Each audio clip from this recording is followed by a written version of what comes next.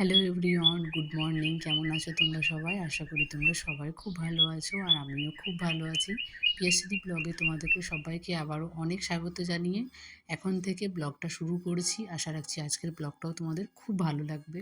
এখন ওই সকাল 9টা মতো বাজে, তো এখন থেকে ব্লগটা শুরু করছি। সবার আগে একটু জল খেয়ে নিলাম, জানালাটা খুলে নিলাম, কারণ বাইরে দেখছি প্রচণ্ড রোদ উঠে গেছে, তো জানালাটা দেওয়া খুলে রাখা যাবে না, তাই আবার বন্ধ করে দিলাম।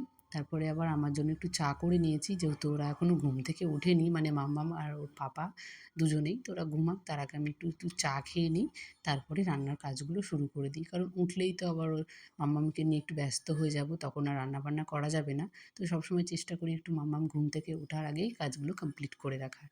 বাঁধাকপিটা নিয়ে কাটতে বসেছি, মনে পড়েছে চালটা তো এখনও ভেজানো হয়নি, তাই সবার আগে চালটা ভিজিয়ে নিলাম। তারপরে যে ফ্রিজ থেকে মাছগুলো বের করে রেখে দিলাম, যেহেতু বরফটা গলতে অনেকক্ষণ সময় লাগবে। খুব একটা ভালো আমি বাঁধাকপি কাটতে পারি না, তবে যতটুকু পারি চলে যাওয়ার মতো। নিজের কাজ তো তোমাকে নিজেকেই করতে হবে, কেউ তোমাকে দেখবে না। এই দুনিয়াটাই হচ্ছে শুধু স্বার্থ। তুমি যতক্ষণ সবাইকে কাজ করে দিতে পারবা, ততক্ষণই শুধু তুমি সবার কাছে ভালো। আর যখন তুমি কাউকে কোনো কিছু দিতে পারবে না, তখন তুমি কোনোদিনই কারোর কাছে ভালো থাকতে পারবে না। আজ তোমার স্বামীর যদি পয়সা থাকে, তাহলে তোমার কাছে সবাই আছে, তোমার পাশে সবাই আছে, মনে হয় তোমার সবাই আপন। আর তোমার স্বামীর যদি পয়সা না থাকে আজকে, তাহলে কিন্তু তোমার কাছে কেউ আপন নয়। কি দুনিয়া দেখো তো, সবাই কিন্তু টাকাকেই যোগ্যতা বলে মানে, আর সবাই কিন্তু টাকাকেই সম্মান করে। কেউ কাউকে কিন্তু কোনো মানুষকে কেউ সম্মান করে না। যার টাকা আছে তাকে কিন্তু মানুষ সম্মান করে। তাহলে দুনিয়াটা ভাবো তো। মোট কথা হচ্ছে, যার টাকা আছে তার সবাই আছে, আর যার টাকা নেই তার কিন্তু কেউ নেই। আর যদি তুমি একটা ভালো কাজ করো, আর সেই কাজ থেকে যদি তুমি টাকা রোজগার করো, সেই টাকার কিন্তু কোনো দাম নেই। আর আজকে তুমি একটা যে কোনো কাজ করে তুমি যদি আজকে বেশি টাকা ইনকাম করো, সেটা তুমি চুরি করে করো, ডাকাতি করে করো, যা কিছুই করে করো, সেই টাকার কিন্তু অনেক মূল্য। সেটা তো অনেক টাকা, তাই না? তো আমার সামনে যাই করুক, সেটা ভালো সৎ পথে ইনকাম করে, আমার কাছে অল্প টাকা হলেও কিন্তু সেটুকুই অনেক। কেন জানি না আজকে মনে হচ্ছিল এই কথাগুলো তোমাদেরকে বলা খুবই প্রয়োজন।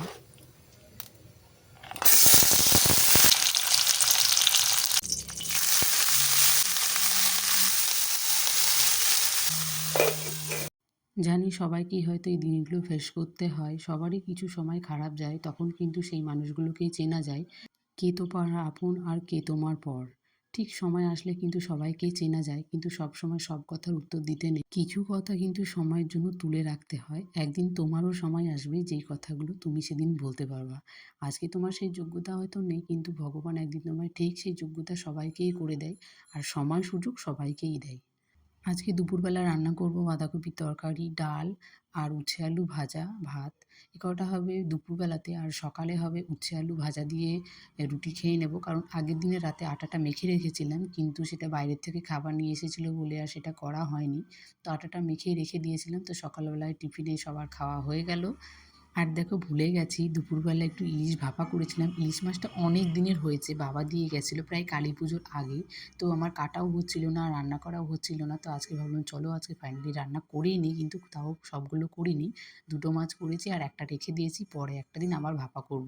সেদিন তোমাদেরকে আমি সম্পূর্ণ ডিটেলসে দেখাবো। কিন্তু আজকের মাছটা সত্যি এত ভালো হয়েছিল খেতে, মানে সত্যি বলার মতো না। এতদিন আমি মাছ খাচ্ছি, কিন্তু নিজের রান্না আজকে নিজেই বেস্ট মনে হচ্ছিল।